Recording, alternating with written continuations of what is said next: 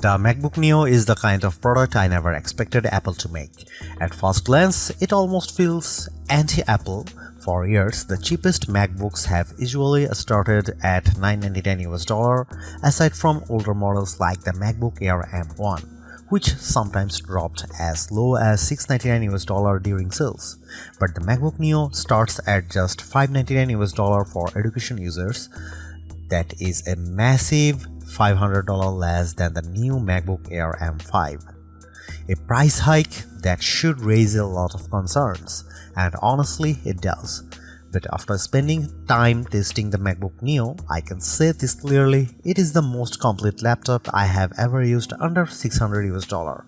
It also beats every Windows laptop in its class, and it outclasses most Chromebooks too. For $599 you get a strong aluminum body, a bright and colorful 500 nit display, and a surprisingly fast A18 Pro chip that handles everyday tasks with ease. Web browsing, video playback, casual gaming, and day-to-day productivity all feel smooth. On top of that, the side speakers are far better than you would expect at this price. So what did Apple have to cut to make this happen? Where does the MacBook Neo stand in larger laptop market? And is it actually the right choice for you? Here is my full MacBook Neo review with the real pros and cons laid out clearly. The MacBook Neo is one of Apple's most interesting launches in years, and it arrives at an important time. With rising electronics costs, global memory shortages, traffics, and a general increase in living expenses, people are being forced to think harder before buying a new laptop. Apple is usually seen as a premium company that only makes expensive devices. That reputation is not entirely fair because products like Mac Mini M4 are among the best value computers you can buy. Still, the MacBook Neo is different. This is Apple entering the budget and mid-range laptop space in a serious way for the first time. That market is normally dominated by low-cost Chromebooks and affordable Windows 11 laptops, and now Apple is stepping into that fight on its own terms. And Apple is being very clear about one thing. The MacBook Neo is affordable, but it is not cheap in the bad sense.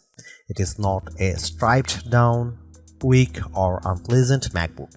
You still get a solid aluminum laptop that looks and feels premium, now available in 4 fresh colors that bring back some of the fun Apple used to have with its product lineup.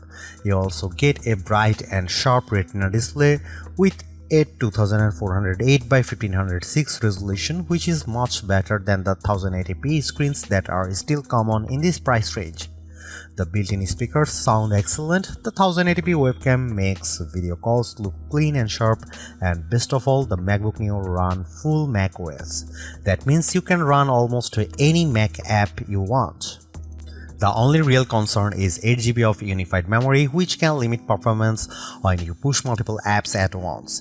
Even so, for everyday tasks, I had no major problems using the machine, and that makes it especially appealing for students.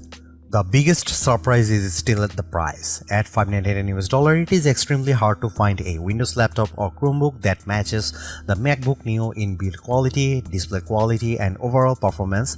For students, the price can drop even further to $499, and at that point, it becomes a very easy recommendation. That said, there are compromises. The keyboard has no backlight, which makes it harder to use in dark rooms, and the 2 USB-C ports use older USB 3 and USB 2 technology instead of faster modern standards. Even with those compromises, Apple has made what is easily the best budget laptop you can buy in 2026. It may not be the absolute cheapest laptop available, but it is absolutely worth paying a little more for this level of polish and consistency. Windows laptop makers and Chromebook makers have been put on notice. The biggest selling point of the MacBook Neo is its price. Apple clearly worked hard to keep the cost as low as possible while still delivering something that feels like a real MacBook. The starting price is just $599 with an additional $100 discount for education users. That makes this one of the cheapest Macs Apple has ever released. Yes, The Mac Mini M4 launched at a similar price and it is more powerful, but it does not include a display, keyboard or mouse. For pure out-of-the-box value, the MacBook Neo is the stronger deal. At the base price, you get a 13-inch Liquid Retina display, 8GB of unified memory and a 256GB SSD. Power comes from the Apple A18 Pro chip, which includes a 6-core CPU and a 5-core GPU. That chip first appeared in the iPhone 16 Pro in 2024, and using an older mobile chip instead of an M series chip is one of the key reasons Apple was able to bring the MacBook Neo to market at this price. Hardware upgrades are very limited. The only major option is storage, which can be doubled to 512GB for an extra $100. Considering how expensive storage is, that actually feels reasonable. The larger storage option also adds a Touch ID button to the keyboard, which lets you unlock macOS, approve purchases with Apple Pay, and authenticate with your fingerprint. The base model does not include Touch ID. At $599, the MacBook Neo goes directly against budget favorites like the HP Chromebook Plus 15.6-inch and the Acer Aspire Go 15. That is a huge shift because it is rare to say a MacBook is competing in that exact segment. Apple's build quality and design easily outclass most of those machines. The MacBook Neo also changes the meaning of cheapest Mac. The MacBook Air is no longer the entry point, and that makes the new $1,099 starting price of the MacBook Air M5 feel a little easier to accept, not exactly pleasant, but at least a little more understandable. There is one more detail worth noting. In the UK and EU, the MacBook Neo does not come with a charger in the box, only a USB-C cable. That follows a pattern we have already seen with other devices, and it is likely meant to reduce e-waste. But if you do not already own a USB-C charger, you will need to buy one separately. The MacBook Neo proves that Apple still knows how to make a budget product feel premium. Even though this is the least expensive MacBook in the lineup, it still looks and feels better than almost every laptop in its price range. The aluminum body gives it a solid, durable and high-end feel. It also comes in 4 bright color options, and the review unit I tested was the Citrus version, which is a vivid green shade that stands out in a good way. I also saw the color at the launch event. Silver is the classic Mac look, blush is a soft pink tone, and indigo is a deep blue. These colors feels fun without looking childish. That said, the aluminum build does mean the MacBook Neo is not quite as light as you might expect. At 2.7 pounds or 1.23 kg, it weighs the same as a MacBook Air. That is still portable, but students carrying it around all day may notice the weight. It is also slightly thicker than the Air. Apple has also matched the keyboard color to the laptop's finish, which gives the MacBook Neo a more unified and polished appearance. Apple describes it as a more colorful MacBook, and that is a fair description. One of the main differences between the base model and the higher storage version is Touch ID. If you buy the 512GB version, you get a Touch ID button on the keyboard that makes logging in, authorizing installs, using Apple Pay, and managing passwords much easier. It is a shame that Apple limited this to the more expensive model because biometric security is extremely convenient and is already common in many budget Windows laptops. The base model instead gives you a plain lock button, which is much less useful. The keyboard itself feels comfortable and responsive, just like the Magic keyboards on more expensive Macs. But it misses one major feature: backlighting. On other MacBooks, the keys light up in dark environments, which makes typing much easier in classrooms, libraries, or at night. Without that lighting, the MacBook Neo becomes more difficult to use when the room is dim. That is probably the biggest design compromise Apple made to hit the lower price. It is not a deal breaker, but it is hard to ignore.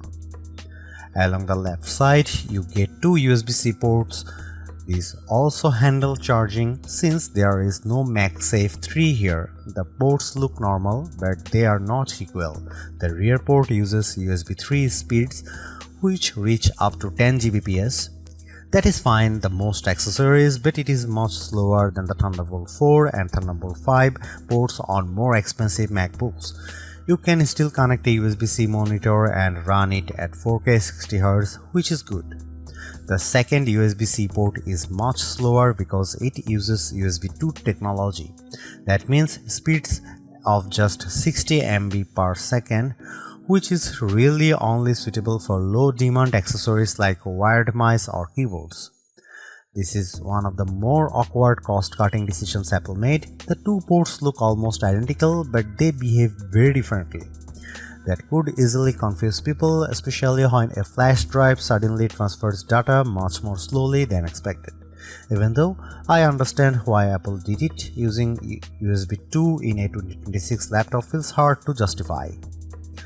Still, the rest of the design averts that kind of disappointment. The aluminum chassis looks premium, the 13-inch screen is a strong choice for portability, and the display itself is one of the best parts of the MacBook Neo.